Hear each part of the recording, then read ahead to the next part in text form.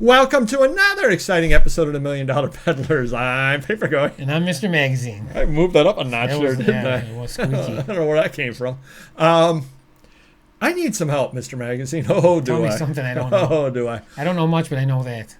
I have some difficulties at times.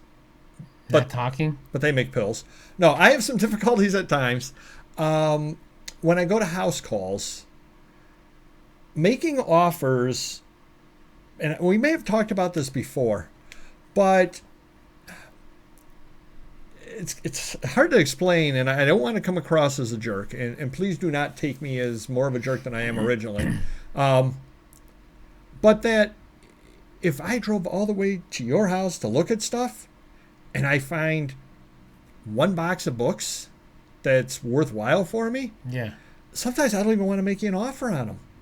Because I've wasted your time. Not even that I've wasted my own time, but I've wasted your time to drive over there. You called me, had me in your house, and I found 7 books that I want.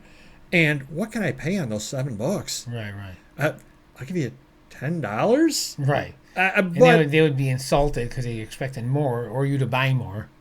Yeah. So how do you handle that? How do you handle that in a house call where there really isn't very much that you want?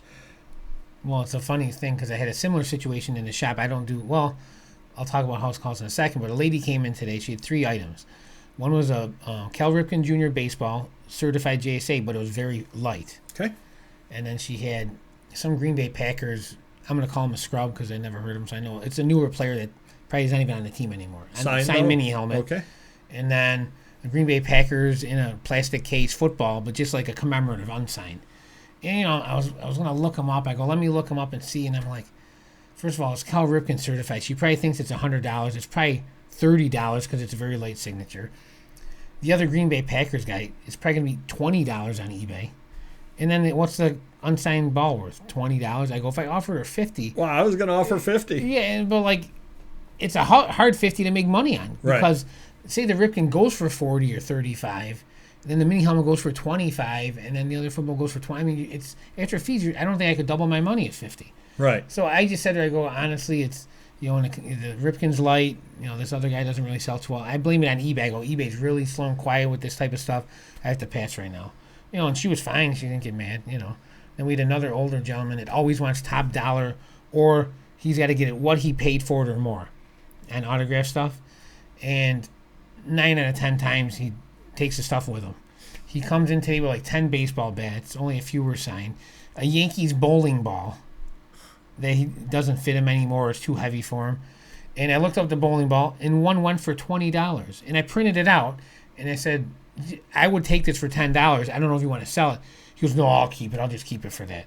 And then he had these bats. They were only worth 20 or 30, and I'm offering them half. They're store models, Clemente, Roger. That's all they go for? Wow. Yeah, he goes, I paid 40, I paid this, I paid that. So the only thing he sold to me, and he didn't know the value, was a signed Stan Musial bat where he wrote Stan the Man. It was probably $2 to $250. I offered him 100. He goes, how about 120? I said, fine. Then he came back and he goes, if I said 150, would you have said 150? I could have made more money. I go, no. I offered you 100. I went to 120. I wasn't going anymore. Yeah, right. But it's just, you have to be nice how you talk to these people. They'll take it the wrong way. But, like you said, that's not worth it. You just say, sorry, nothing I can use. I'd rather buy nothing than offer them $10 in a box of books that they're going to say, what am I doing here for $10? But what are you doing there for $10 too? Right. Well, obviously I didn't know going in. Right. But the flip side of that, and this is where you need to remember, sometimes they're happy with $10. Or you say, look, I would take these couple of books here. I would give you $10 for it. I could take the whole library for $25. I really don't want the whole library. And sometimes they're like, take the whole library. I want it gone. Right. Because I don't want to haul it all off to a library sale. Yeah. I don't want to see it all end up in a landfill. I don't want to see it ruined. Sure. And you're being fair with me, you're being honest with me. Yeah. Just take it, get it out of here. And then you wind up with an entire car full of books for $25 when you really didn't want it. But you'll make money because there's some book in there that I missed that's a $50 book or a $75 book. Yeah. But that's one thing out there. And I think a tip that I could give everybody out there, if you are buying things from people in private sales, not everybody... Two things here. Number one, not everybody is in the same financial situation. And $20 may mean a lot more to somebody else than it does to you. It might be a tank of gas for them.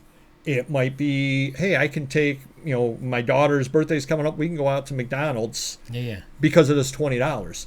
You never know. I need $20 to make rent. This is great. I made rent, and I got rid of some stuff that I don't care about. Sure. Part one.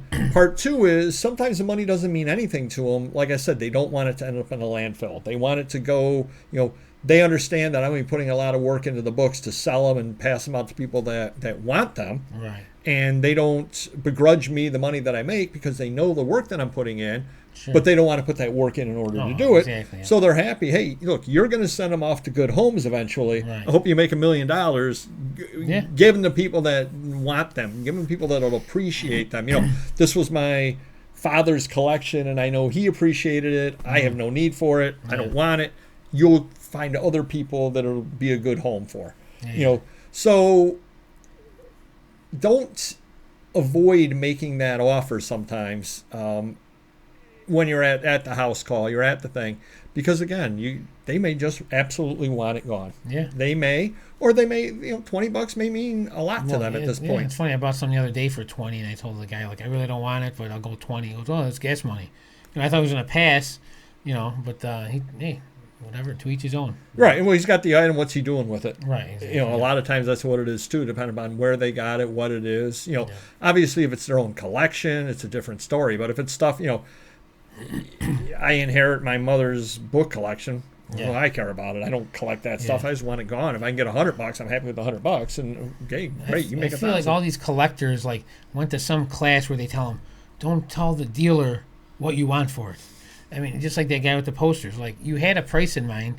Tell me what it was. Don't say, I'm going to give you a really good deal. I'm going to sell them cheap. And then when I offer you half of eBay, you're insulted because you think they're worth way more than that. So it would save a lot of bickering back and forth, and, research and so forth. So hopefully that helps you a little bit. Again, I wanted you to look at things a little bit differently out there. Again, $10, $20 may not be a lot because for us, it's just the cost of doing business. Yeah. I go to a flea market. In fact, here's the other quick funny thing. I went to a flea market and then mentioned to another dealer that I went there. I go, yeah, it wasn't overly good. I only spent $280. He goes, oh, that was a bad flea market. And there are other people out there that go there with $50. Right. And this was somebody or other that would spend $500 to $1,000 at a flea market. So sure. a $280 flea market for them would be like, what am I wasting my time on? Right. So it's all what level you're at on that there. Mm-hmm. And, I guess the other way to look at it is if I go and I make a $50 comic sale, I'm happy. Yeah. What do you think Harley Yee or one of those people is? They're like, yeah, I just got rid of some junk. Yeah, exactly. Just because they're so far up the chain sure. on stuff that a $50 sale is like, right. that came out of my $50 box. Yeah, right, exactly, yeah. So it just all depends upon where you are, and don't think everybody else is at the same level you are. And that's not a value judgment at all. Don't think they're all at the same level. They may be happy with $20. Because again, think of the big dealer that the deals that we all make are inconsequential compared to what their deals they're making. Yep. So hopefully that helps you a little bit. Hit the like button and we will see you next video. Take care. Bye-bye.